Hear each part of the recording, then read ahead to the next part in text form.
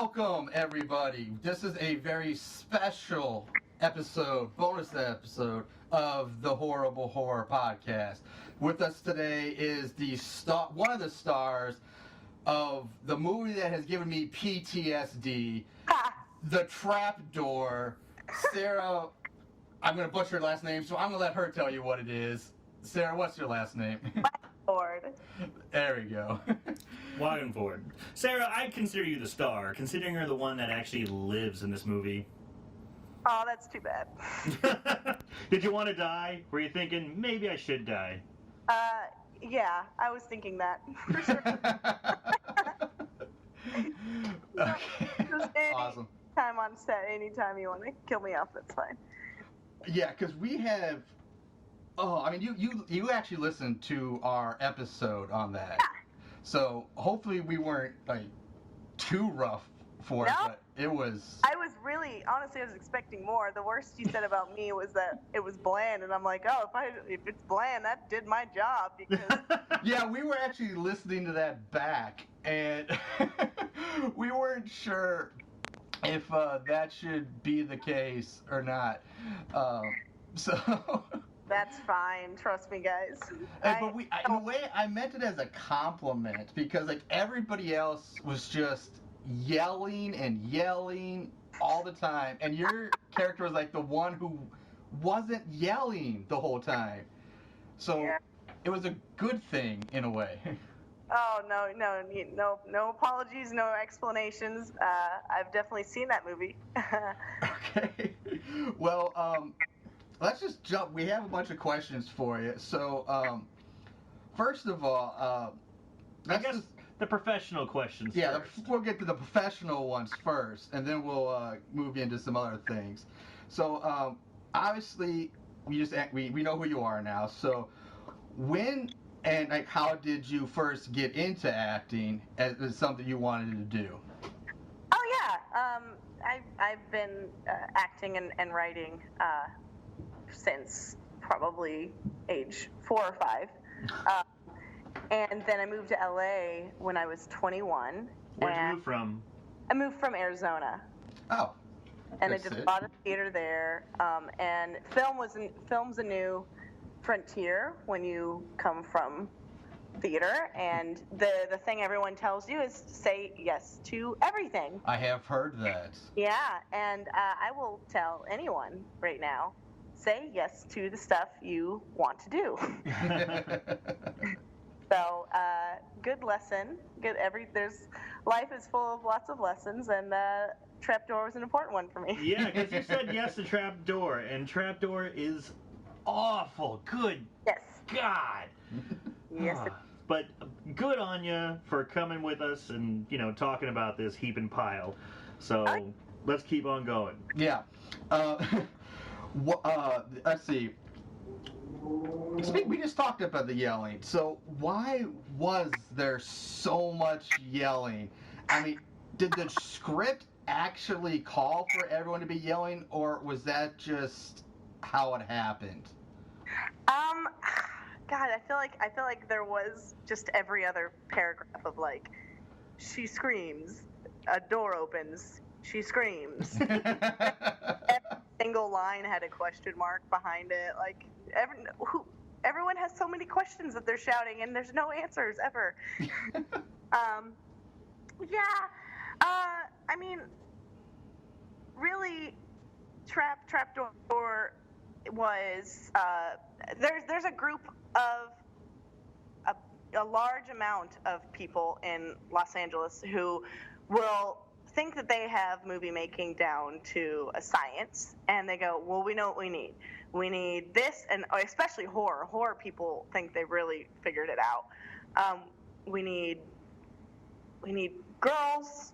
We need boobs. We need a fog machine. We need some blood, and we need a name.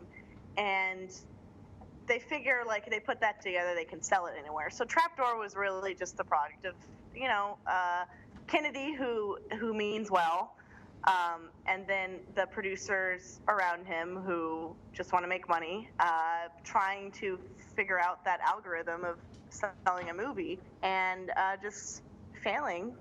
Well, yeah, Sarah, I hear what you're saying. With horror people, you're saying we need girls, we need a sound, we need kind of effects. But this had none of that. I mean, it had girls, but girls with clothes on. If you're gonna, you had no bloody violence. You had a fog machine. You We'll did talk have about that. later.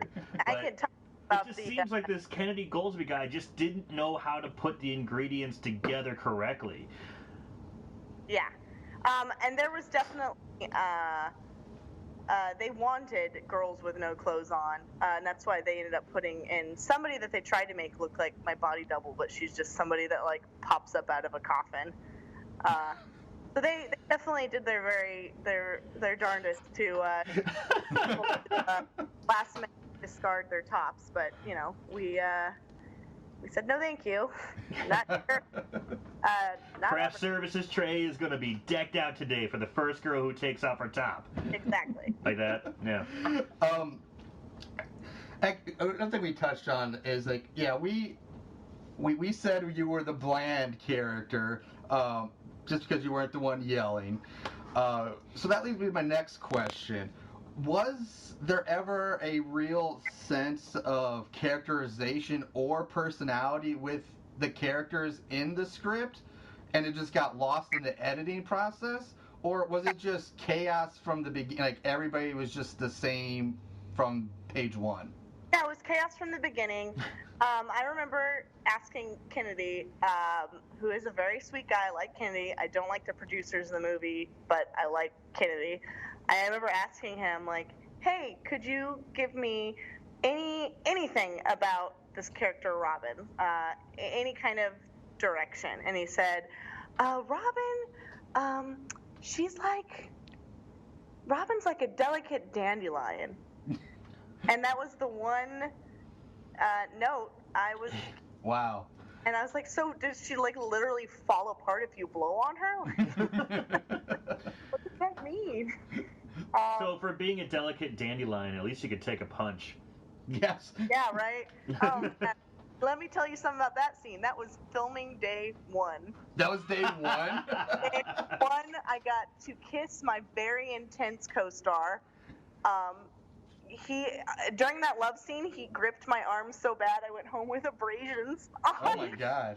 Yeah, that they had to cover up in makeup for the next week. So his name was Dean. The character's name was Dean, and we called him Sexy V-Neck. And I don't know if you've heard the podcast, but Marshall seemed to really be into this guy. I just needed names because I had no idea what character names were till like 90 minutes into the movie.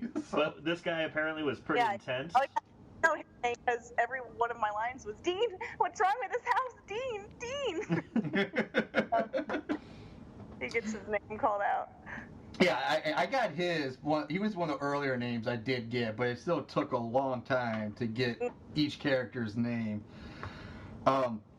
So that's just leading to like, did any of the other like cast members, did they have any clue as what was going on? Was everybody kind of on the same page or boat that you were in, just nobody knew? It was like a mixture of like, you know, we're a lot of us were green, and then other certain amount of us were not green, but getting a paycheck. You know, like pilot season's over, just go work on an indie film is usually how it goes, and like the character Bruce, I think was he's been in a lot of stuff. Which one? Bruce? Chico is one of my favorite stories because Chico and Michael switched roles right before filming was made, and so Michael, the guy who has that great line, half a bitch in a bathtub. Yeah. Ah, yes. All of his lines, and Kennedy's black, but he wrote that character to be the black character, and I think right before Chico was like, why is this guy like, he's saying like, you know, I see half a bitch in the bathtub, and he has a gun, and like, I don't want to play that character. I want to play this guy. So they switched it, but they didn't change any of the lines. Yeah. So, like, just running around like, I see half a bitch in the bathtub. That was the one line I said I liked in the whole movie. In the show. I remember that line specifically. Chico was there, and Tiny and Abba Tumba Tamba. Mm-hmm. So That's a great name, by the way. Well, okay, you just touched on one of my other questions, was that we were going to ask, were Tiny and Abba actually like on set with you? Because both of their parts seemed like their scenes could have been shot like, in a day, Or a couple solo, days. by themselves. yeah, they were on set sporadically. I think they're both friends with the producers, so I think that's why they did it. Like, That was my next question: is how they got an Emmy winner, but ABBA won an Emmy, and like Tiny and even Keith David to do the narration on this movie. Love Keith David. yeah, I think it's just a case of people, just talking to producers and going, yeah, whatever, I'll film this. It sounds fun, not realizing like what a clusterfuck it's going to turn out to be. Yeah, because, I mean, right off the bat, the first 3 minutes of the movie are some of the most bizarre cinema I've seen. Zeus laughing, and then there's, the black magician kind of doing, ooh, magic, and then hipsters slapping each other and kissing, and what's going on? And you would be surprised, but a lot of these actors that are in the movie, they're doing so much right now. Like Michael, who I was saying, the half a bitch in the bathtub line. I don't know what his character's name is. I don't know any of the characters' names. I believe if he was the one that had the gun, then he was Mark, I believe. Okay, that sounds right. He's on Broadway right now. What? He's one of the leads in yeah. Good for him. In New York, the leads in Fiddler on the Roof. Yeah, so it's like, it's funny because these horror movies, you go like, oh, these people are straight garbage, but it's just, it takes a lot to make a trash can fire, a lot of ingredients. Well, you guys put them together perfectly on this. Yeah, you made the creme de la creme of the trash can fire. That's right. So you can hang your hat on that. Let's go back to the kind of beginning. Like, how did you initially get involved in this movie? Like, did you audition for it? Did you know somebody? Well, my friend Paul was production designer, and I came on actually as art director. And I think it was like 2 days before the shoot, and they go, "Oh, we don't have this one part cast." I was like, "Oh God."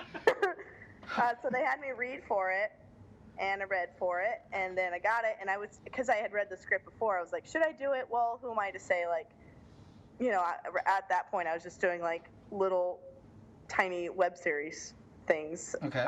On so it's like the same thing. I can't blame you. Yeah. Yeah. So I did it, and And now you're being interviewed by two guys in the Midwest. Yep. Yeah. Two guys from St. Louis. You hit the big time, Sarah. And for a long time, I wish I hadn't, but ultimately, like, there were really valuable lessons learned from that. Of like, hey, just do the shit you want to do. Don't feel obligated to do something because you're not doing something else. Like, it's better to sit it out. Right. I can understand that. So this was a horror movie. Horror movies classically have, effects and death scenes and things like that. But this one really seemed to be lacking. I mean, they had the severed legs in the bathtub, but there was no real active kill. I mean, no blood effects, no big slices. Was that disappointing for you, working in a horror film? Oh, I would say the entire experience was disappointing. And the result, but I think there was this idea, and there's a saying of like, if it's not on the page, it won't be on the screen. And there was nothing on the page, so they had this idea like, we'll fix it in post, we'll do this in post, and then they must not have had any budget or any know-how of how to do anything in post, so they kind of slapped stuff together the best they could. Yeah, so it's just kind of the result of a lazy script. And so, how long was the whole process from start to finish? 2 months. That's not too bad. Was it filmed there in LA?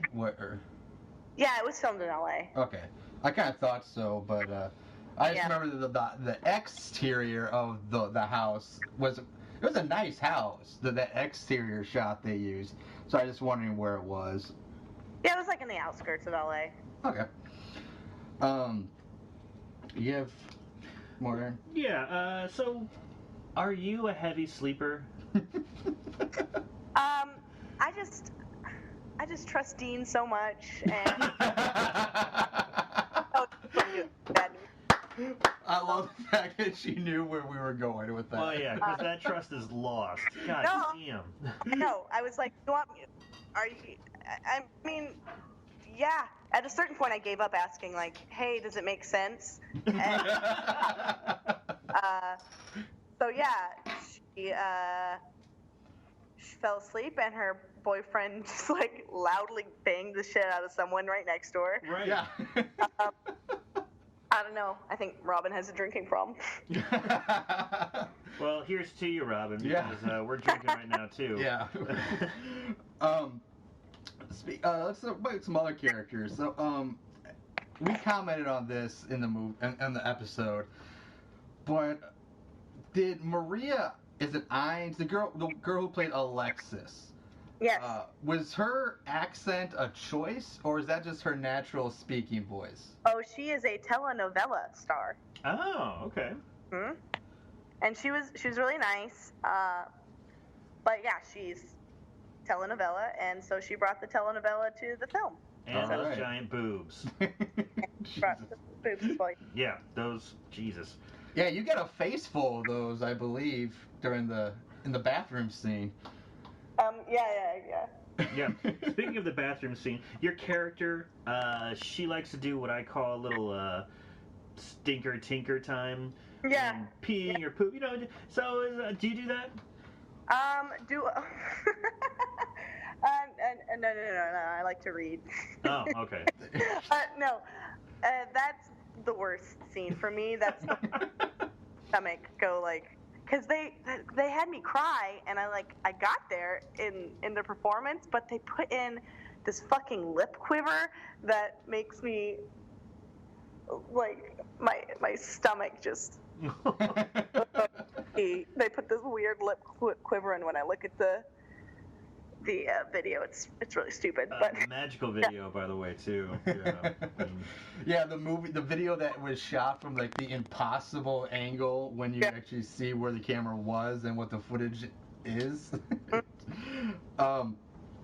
So was there, like, when you were filming this, I'm assuming this answer is probably yes, and many a time, but was there ever a time when you're doing the shooting that you just had to like stop and catch yourself from just laughing at like how awful this is gonna be or going? Like when you're I mean, I had such a terrible time because the producers got really aggressive with pressuring me to like go topless out of nowhere.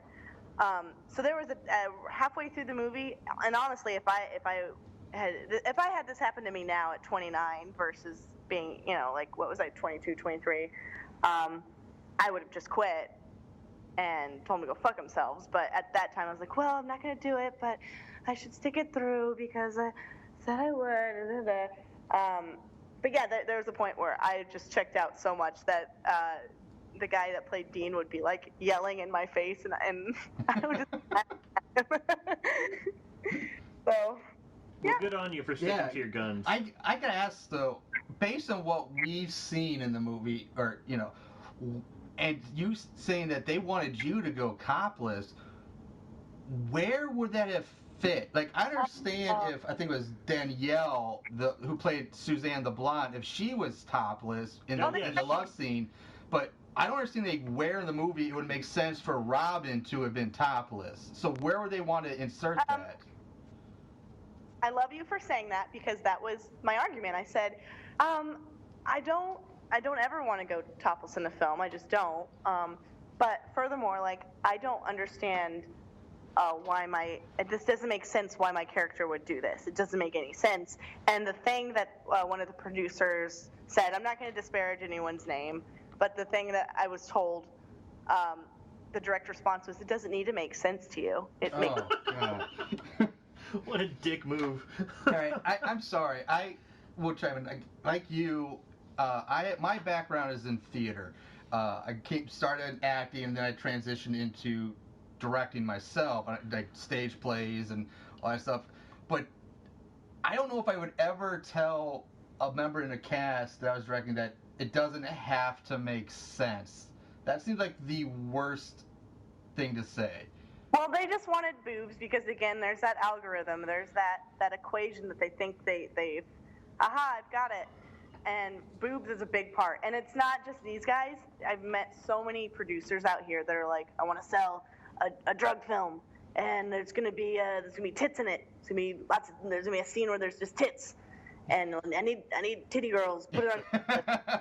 And they're just like, in their brains, it doesn't matter what's in the script. It doesn't matter as long as they hit these certain things that they think will sell their film. And oftentimes they can sell it for probably like cost of making it, maybe. Sure. But yeah, I mean, these guys were really aggressive when I said no way, and people stood up for me. They wouldn't speak to me on set anymore. The two producers, they refer to me as tell that girl to get into makeup. Ugh. Oh, Not cool. not cool But at all. yeah, speaking of things that are not very cool, also it seems like the movie has been re-released in 2015 under a new name of Death's Door. And on the poster, you, the survivor of the film, are left off the poster. Does that piss you off? No! Leave me out of the movie! That's exactly what I said. I bet that's what you were gonna say, and before we went on. I had no idea it was re-released. Oh, That was my next question. Was like, why? I mean, did you know? And if so, like, why would you re-release this under? It's 2011 was Trapdoor. I don't know why, but I have a good guess because, again, I've met these kind of fucking producers, and it's an alphabetical thing because they think if they can sell it to a red box or something, or on demand, they're probably trying to do on demand. Sure. Then D is higher than T. So Oh, okay.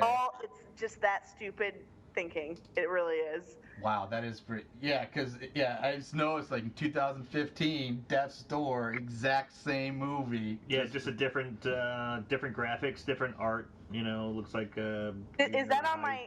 I haven't looked at my IMDb because I don't go by. No, I did look. The IMDb for Death's Door is not completed. It has Tiny, Abba, That's Keith funny. and I think like two other people from the cast listed, but everybody else has been left off. That's all right. But if you look at the trailer for it, it's the exact same movie. You can see everybody in it. So funny. Um, There was one trivia fact I wanted to tell you guys. Yeah, because, great. You guys were talking about the burn scar on. Yes. Not her fault. Melanie, who did makeup, she won an Oscar for makeup for Dallas Buyers Club. Oh my god. Holy shit. I'm telling you, a lot of talent can be sprinkled in a shit stew. So. I guess so, because I don't know what she used for that, but woo, it just didn't sell on camera. No. Wow. Well, That's good on her then, man. Yeah, who knows? Maybe it's like, here's $5, go to the grocery store, get some extra chunky Skippy, Yeah. smear it on Tiny, and you're good to go. Yeah. It just didn't Budget work. limited, and Yeah. yeah, I'm sure she could deal with whatever she could deal with. When was it? I just saw the Death's Door poster. Oh. Oh, that's really funny. Yeah, no, they hated me because I called them on their shit, and you know what? It's all well and done. It's behind me, but I was glad to do this interview because if my name is ever Googled alongside that movie, I'd rather something like this come up than. Sweet. There you go. Well, thank you. I guess, and I probably should have asked this earlier, but what was your thought process throughout the filming of And I this? think we kind of got a I feeling mean, but yeah, for did it? When did it change? Like, you probably went in maybe a little excited about it, but then like, when was that deciding factor? Like, oh shit, what am I get myself into? I feel like it was probably after like the second day of filming. Like, oh man, I need, your idea when you first move out, everyone tells you like you need to reel, you need like. So I'm like, okay, well this have like professional. I think it was shot on the red, which they didn't do that justice. And so you're like, okay, I'll have this stuff for my reel, and then you go through and you're like, but what? But what am I gonna put in my reel? What am I proud of out of that? And so it was pretty quick, but then I felt an obligation to complete it, and it was pretty quick. There I went, no, this is not a good experience, and I want nothing to do with it. Did you at least get your SAG card out of this? Oh yeah, right. No. I was hoping you would. That would have been at least something positive would have come out of this for you. Playing this death's door thing. Here's your second chance. Oh man. Was there anything we missed or got wrong during our review of it, our original podcast episode? I don't think so. I wanted to tell you that the window opened during the lovemaking scene. We all tried to get that shut. Like, hey, why wouldn't they just walk out? Yeah, because that stood out to me so much. When I saw that, I just see the curtain is blowing, blatantly blowing, and I'm like, the window's open. The whole point of the movie is being trapped in the house. Yeah. Oh.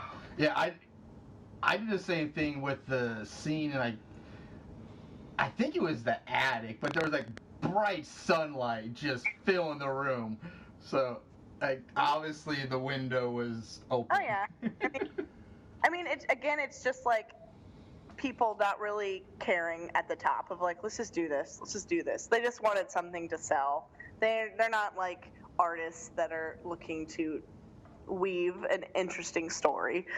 So like, who cares? Yeah, that's fine. That looks nice. That looks good. That seemed to be the goal, because they nailed it. Everybody I worked with was really nice for the most part. There's a few intense characters. And it was just a case of, there's some shitty producers out there. So who was the biggest diva? Yeah, if you ask, there are some serious. Who was like the diva or the one who took it way too seriously? Oh, Dean, come on, look at him. Those piercing blue eyes, Marshall. That sexy deep V. That deep V, man. A deep V in the stubble gets you every time. Like he legitimately like left hardcore abrasions, like finger marks all over my arms. From a love scene. He makes love rough. Yeah. Well. Yeah. I would say I'm having I don't remember a love scene with you two. I remember him and Blondie. Well, I remember you. This is another question. So, telling your man that you're preggers. Mm-hmm. Is this the new way to survive a horror film? So he kisses you passionately and then punches you in the face. Yeah, I remember being like, "Why did he punch her?" It doesn't make any sense. He's trying to save you. Yeah, that's the only thing I got. Is that was the argument? Yeah, I go, why does he just tell her to stay? Yeah. Why doesn't he stay? And that's the love scene I'm talking about. When he's saying, "No, Robin, stay," he's touching my arms. He gave me abrasions just from that. Oh, that scene. Okay, yeah, right before he punches you. I get. Yeah, okay, that. And he punched you out of love? Is there any other kind of punch? I like that. Well, I guess that's another kind of out of there question. Have you, and I apologize if Aaron's already asked this, but have you ever gotten into a fight over cold cuts? Oh yeah. Of course, you got to get that last piece of turkey. That last piece of turkey is fighting words, man. Yeah, some spread, huh? Oh my god, that was insane. I put on a better spread for like friends coming over to watch the game. At least I like heat up some pizza rolls or something.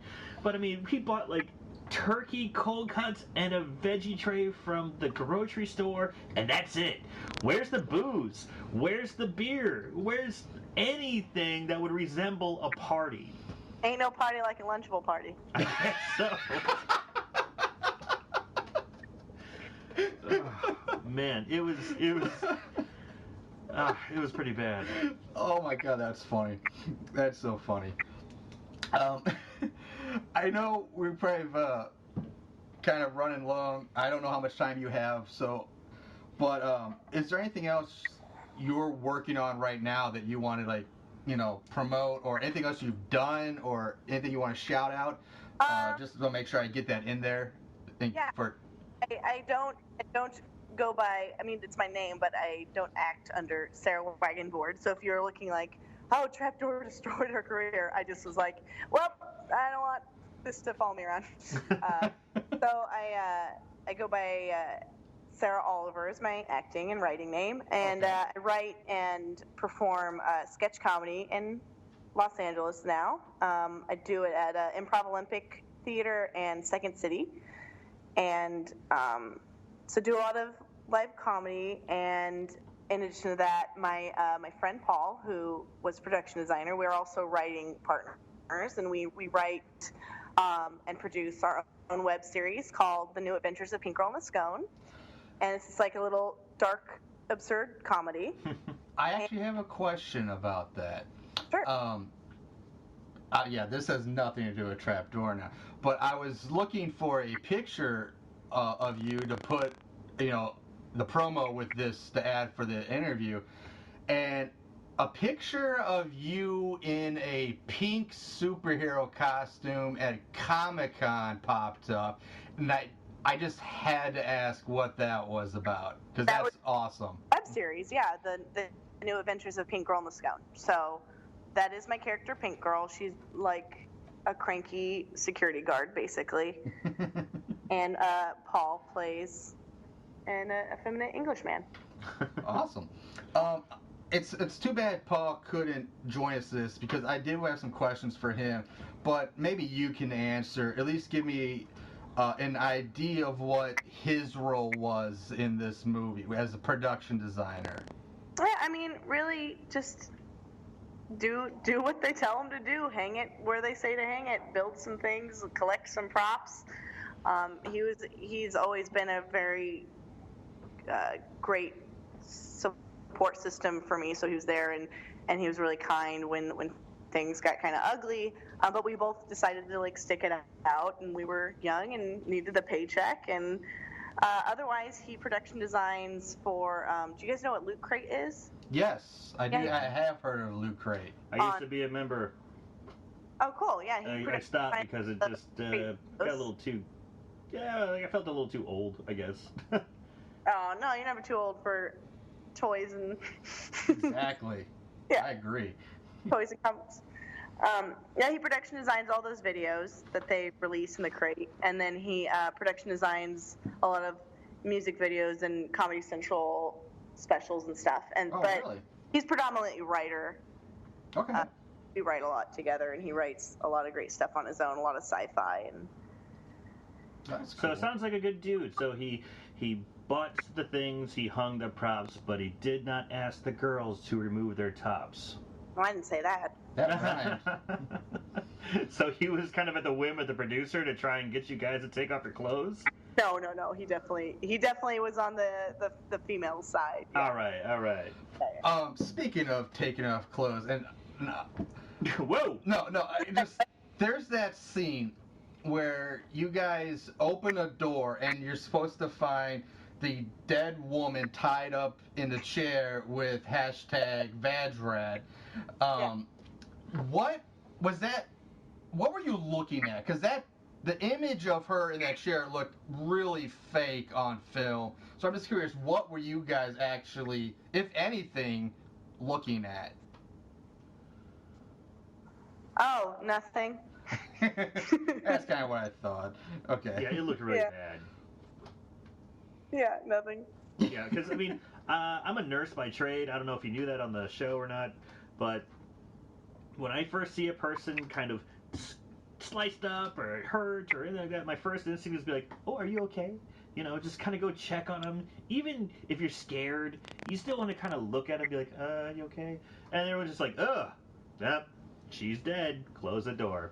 Yeah, I mean, again, if this is what you guys like to do, watch horrible movies, just know, like, the people in the movies are just doing what they're told, and the people telling them what to do have no idea what the fuck they're saying. Right. Right. I'm well aware of that. Yeah. I understand you guys can only do so much and work with what you have. Yeah, I mean, I'm not saying that we all did, terrible jobs. We did the job we were given. All right. Anything else, Aaron? You got? I think that's kind of. I mean, I'm good. Yeah, that's pretty much all I really got. I mean, we asked about cold cuts. We asked about how if you're a heavy sleeper. Yeah. So, unless Sarah, if there's anything else you would like to impart or say about plug, well, I don't need to keep any more of your time. You've been very kind to spend this much time with us and to talk about this horrible, horrible movie, which we thank you very, very much for doing this. Thank you very much again. Yeah, thank you, and I truly apologize to you for having to sit through that. Oh no! But yeah, we would love to send you out one of our shirts as a thank you for this, and we can talk all that off air. But I guess that for now, we'll wrap this up. So everybody else, hope you enjoyed this little bonus episode of the Horrible Horror Podcast. And what was the name of your character in your show again? On the web series, Pink Girl and the Scone. I'm sorry, what was it? Pink Girl and the Scone. Pink Girl and the Scone. So check that out. Check it out. Sarah, I don't know if you do plays. Check it out. Second City. If you're still doing improv, look for all you guys out in LA. Once again, thank you so much for taking your time to talk to us about this. That's awesome of you. You had a great sense of humor about it. Aaron, anything else you want to say before we sign off? Thank you so much. Really appreciate it. Thank you. Yes, we will, listeners, Moon Goons, we'll see you back with a regular episode in a few days. That's it for us. Take care. Take care.